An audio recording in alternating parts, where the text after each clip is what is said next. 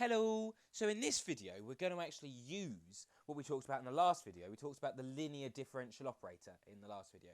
And we're going to talk about how we can actually use that to find these things called fundamental solutions. And we're going to talk about what they are and kind of some useful tips and tricks in this video. So if you remember, a linear operator or differential operator, okay, it essentially works a bit like a function. Right? With a function, you put some value in, and you get another value out, okay? And that is, that is essentially what a function is. Yeah, you put one value in, it does something to that value, and you get another value out, okay? Well, now, with a differential operator, which I'm just going to call DO, differential operator, instead of now putting a value in, we put a function in. Put a function in, okay, we do something to that function and we get another function out. So for example, the one which we're dealing with is a differential operator which looks at differentiation, okay? Differentiation is a classic, operator. So we put y in and we get d of dx of y out, which we normally just write as dy by dx, okay? And that's kind of the basic idea. The reason why it's called then an operator instead of a function is because now we're dealing with functions instead of values. So otherwise, we're saying, well, okay, we put a function in, and we get a function out, or we do something to the function. So we put a function into a function and we get a function out. Well, that doesn't really sound right, okay? It's kind of, we need something different in the middle, effectively, which is why we call it an operator, okay? So now we're going to talk about how we can actually use that to try and find these fundamental solutions. So for the moment, we're just going to consider the linear homogeneous equation. So in other words, we're going to have our, our linear operator, which is defined by our second order differential equation. So this is just our, let me just write it out. So a of t y dash plus b of t times y. This is a bit like, in a function case, if we had some function, let's say f of x, okay, it would just be a second order function. So for example, x squared plus 3x plus 2, for example, that would be a second order function. Well, now, because we're dealing with operators, so we're doing something to the function now, this is what's known as a second order operator, because the highest derivative is 2. It's a differential operator, so the highest derivative is 2. Okay, and we're just going to consider the case, where this thing is going to be equal to 0. So in other words, we're considering the homogeneous equation. So in other words, what we're saying is that this thing is equal to 0. Okay, and let's suppose that we're given some initial conditions, some initial data, if you like, to help us determine what the final, solution is going to look like, to try and determine what the constants are, hopefully. So let's suppose we're given some initial data that our function at some value, let's just call it t0, yeah, because we've got a function which is dependent on t, so the function's got t in it, okay? Let's suppose that our function, which when we put some value in, is going to be equal to some value, let's call it y0, okay? And let's also get given that the derivative of the function at the same value, so we put the same value into the derivative of the function, and that's going to be equal to another value, and let's going to call it y1, okay? Now, the questions we need to ask ourselves, if you remember right back at the beginning of these sort of series of videos, when we're dealing with first order differential equations, there were 3 questions. There was the, is there a solution? So in other words, is there a solution? So we called that existence, okay? Is there a solution? Okay, and if so, how many solutions? And we called that uniqueness. So is there only one solution, right? And we formed a nice little theorem that kind of was able to deal with that all in one go, the existence and uniqueness theorem. It's quite a long theorem, but if you remember what I said, the first 15 videos, the first 15 minutes of the video of existence and uniqueness theorem is really the only kind of important bit. The rest is just an example. Okay, I'm working through an example of how to use it and stuff. So existence or uniqueness still applies here. So we still want to ask ourselves, is there a solution to this linear differential equation? Okay, and if so, how many? Okay, and the last question as well was, how do we find the solution? But we also want to ask ourselves in this case, is there a special kind of form or structure to the solutions? Okay, because if there's a special kind of form, if we can kind of start to look at this, the solutions which we get out, okay, and try and spot some special kind of pattern, some special kind of structure to the solutions based on this thing, then this may help us find,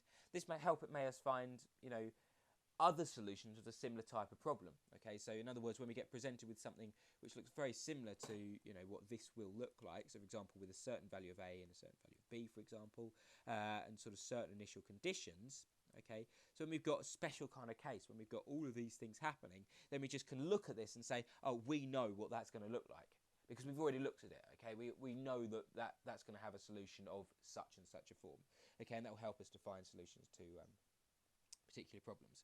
Now, in order to answer these questions, we're going to introduce a few theorems. Okay, we're not actually going to prove the theorems. We're just going to introduce them and you know, maybe talk about the intuition behind them.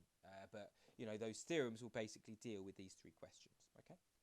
Okay, so here's our first theorem that deals with the whole question of existence.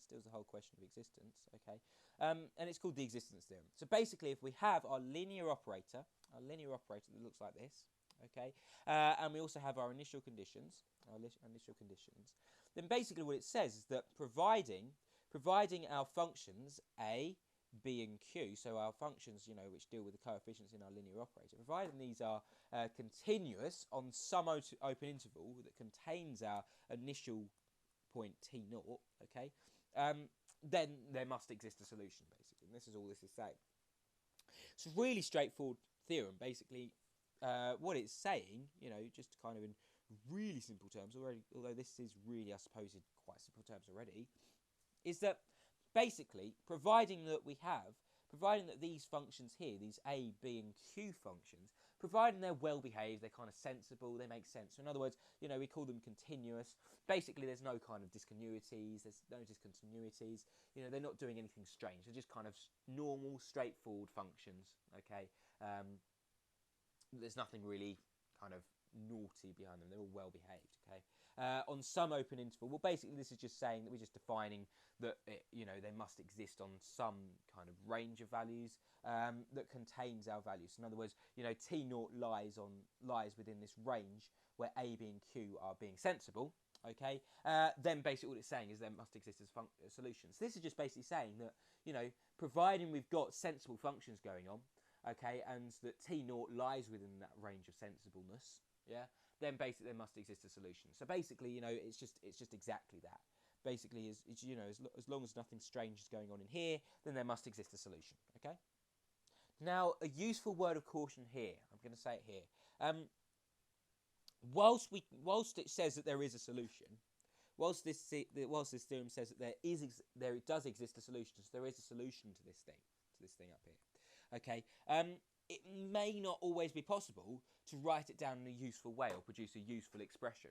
Okay, so it may not always be possible to actually write down, say for example, y equals ... Okay, quite a lot of the time it may be hidden. Okay, so in other words, we might end up with something so complicated that there may as well not be a solution. In other words, we might end up with, you know, something on this left-hand side. Instead of having y equals, we have something like y squared, then cubed rooted, plus 3y, all raised to the power of 5, or, you know, something basically so complicated that it's nigh on impossible just to get y equals on its own. Okay, so in these kind of instances, it's not actually that useful to produce an expression. So whilst it says that there exists a solution, it may be something so complicated that there may as well not be a solution. I suppose, if you want an analogy, it's like being given, you know, a long piece of string, okay, that's been all knotted and all tangled, and it's going to take, you know, it's going to take so much effort and so much work just to try and untangle it, that actually you may as well just think, do you know what, this piece of string's had, you may as well just chuck it in the bin. It's like you may as well not have that piece of string there. It's not actually useful as a bit of string because it's so knotted and so tangled. And it's just going to take so much effort just to try and untangle it that it's just not worth it. You may as well, you know, just move on. It may as well not be a bit of string there. Okay, and that's actually the major difference between first order, second differential equations. In first order differential equations, it's nearly always possible to write it in a useful way. So it's nearly always useful to write it y equals, or something which is equivalent to that, which is kind of, you know, a little bit, you know, which is useful. But now, what it's saying is that, you know, we have this. We might have this with second order differential equations. It may not be always that useful, or we may not always be able to get it write it in a useful way. Okay, so this next theorem now deals with the whole kind of uniqueness thing. Okay, because basically, if we have, we have this second order, differential equation, which is defined as our linear operator, okay? And so from this, when we solve this, we should get two solutions out, so y1 and y2. Well, you may say, well, that's not unique. That's not unique because we're getting two solutions out. We're getting two solutions out. So unique just means one. So unique, if we get two solutions out, then we're not dealing with, it's not unique, you may say. Well, basically what we can do then, what this principle of superposition kind of means putting things together, okay? Then what this is basically saying is that we can write a linear combination of these two solutions. So we can come up with one solution using these two solutions, and we write it as a linear combination, okay? And that we're basically saying that is also fine. That's also a solution. Remember what a linear combination is. We have it's a general solution y. We basically put our two solutions together. So we put our two solutions together by plussing them together, and we can also have any number which is multiplied by these two solutions, okay? And that basically is saying that's a linear combination, okay? It's a linear combination because it's a combination of our two solutions written in a linear way. So in other words, we've got plus or minus in the middle, and it's just any multiple of those solutions, okay? But the solutions aren't raised to say like squared or anything like any other power. It's just simply written like that. Okay, and that's known as a linear combination. And basically, this is also a solution. And that's really easy to see. That's really easy to see. Let me just try and show you why. Okay.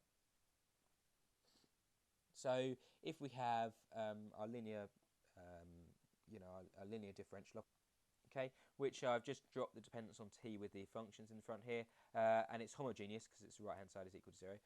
Just for kind of convenience. Okay, I've dropped the dependence. Okay, and we also have that, we're basically saying, well, this linear combination is also a solution to this, and I can show you really easily that it is C2, Y2. Okay, because what do we need? Well, basically the idea is that if we plug it into here, then this should also be a solution. So in other words, it should equal 0. And I can show you that it does. Okay, so first of all, we need the derivative of this. Well, derivative of this thing, constant won't affect it, it'll just be multiplied by it, right? Times the derivative of this, so derivative of that, okay, plus similar kind of thing with that, so C2 Y2 dash, okay, so that's the derivative. Let's take the second derivative, so the derivative of that thing, okay, because we also need the second derivative as well. So it's going to be C1 again, because the constant's just not going to affect it, it's going to be Y1 double dash plus C2 Y2 double dash. And the idea is then that basically when we put these three things into there, then it should be a solution. Now the thing is, we know that y1 and y2 are solutions. So what does that mean?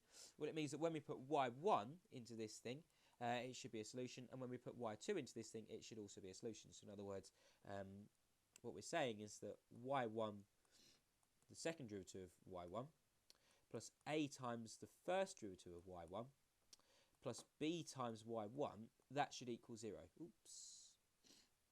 That should equal 0, because it's a solution. Okay, and likewise the same kind of thing with y2. So y2 double dash plus a y2 dash plus b y2, and that's also equal to 0. So we know that because we know there are solutions, so therefore it has to satisfy this differential operator. Okay, so y1 and y2 satisfies differential operator, so that's kind of what we're saying there. Basically, when we put y1 into this thing and y2 into this thing, then we just end up with the right hand side is equal to 0.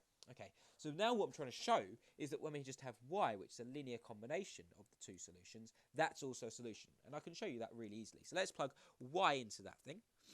So we got, let me just write it out again. Okay, so let's plug this into there. Okay, let's plug this into there. So, oops, this into there. So let's just write that into there. So we end up with C1y1 plus C2y2. Okay, and now let's plug this into there. So this y dash into there. So we end up with C1y1 dash plus C2y2 dash. Okay, and let's finally plug this into there. So we end up with C1y1 double dash plus C2y2 double dash. Okay, and now it's just a case of expanding that thing and just verifying that it is actually equal to 0. So let's expand this thing out. So let's multiply a by this thing. Okay, so a by this thing, and let's multiply a by this thing as well. That's what we're doing when we're expanding out. Let's multiply by b by this thing, okay, and let's also multiply b by this thing as well. That's what you're doing when you multiply out. Okay, and that's fine. So now what I'm going to do is I'm going to collect all of the y1 terms together and all of the y2 terms together. So there's a y1 there. So I'm going to write c1 y1 double dash. Okay, there's a y1 there. So I'm going to do plus c1 a y1 dash. Okay, so I'm just rearranging that thing, but that's fine because I'm multiplying or rewriting that thing in different order. Plus c1 first of all, c1 b y1. Okay, and then I'm going to write the same thing but for the y2. So c2 y2 double dash, right? Plus a c2 y2 dash, right? Plus b c2. Oops, I'm going to write those around the other way as well. c2b y2. So I'm going to write those two things around the other way. ac2. Okay, and now what I'm going to do is I'm going to factor out a c1 of that thing and a c2 of that thing. So I'm just going to consider these two things as separate, right? Consider these two things as separate. So I'm going to take out c1 of that thing. So y1 double dash plus a y1 dash plus by, right? Plus then I'm going to take a c2 of that thing. So c2, lots of y2 double dash plus a y2 dash plus by2. Okay, well look, up here, I've said that that thing, which is effectively just that thing, hopefully you can see before it goes off the screen, that's just 0. Okay, so I know this is just going to be 0. I know this is going to be 0. Okay, and this thing here, is exactly the same as that thing. So therefore, that must also be equal to 0. Yeah, that must also be equal to 0. So what I've got here is we've got 0 plus 0, right? Which of course is going to be 0. So therefore, I've verified that when I plug these three things into that thing, so in other words, I do in fact get 0. So therefore, y must also be a solution. This thing, y equals c1 y1 plus c2 y2, that must also be a solution. Great. So yeah, I've verified that must also be a solution. Okay, so in other words, although I get two solutions out, y1 and y2, because I can write them in one way, so y equals a linear combination of those two solutions, then therefore it's kind of a unique thing. Okay, so the last question that we're going to address is actually going to be in another video, I think, and that's all to do with the form and structure. So we've kind of addressed these two things, the existence and the uniqueness. Now what we want to do is try to address, can they all be written like this, or can some have a different form? So we've got, y equals c1 y1 plus c2 y2. So we know there's going to be a solution, first of all, shown from the existence theorem that there has to be a solution to this linear differential equation, this linear operator, okay? And the uniqueness, sort of by principle of superposition, basically says that we can write our solutions like this, right? And that is a solution. Now what we're going to do is we're going to try and address the question of form and structure. We're going to do that in a different video. I'm going to actually use something called the Vronsky. That's what I'm going to do in a slightly different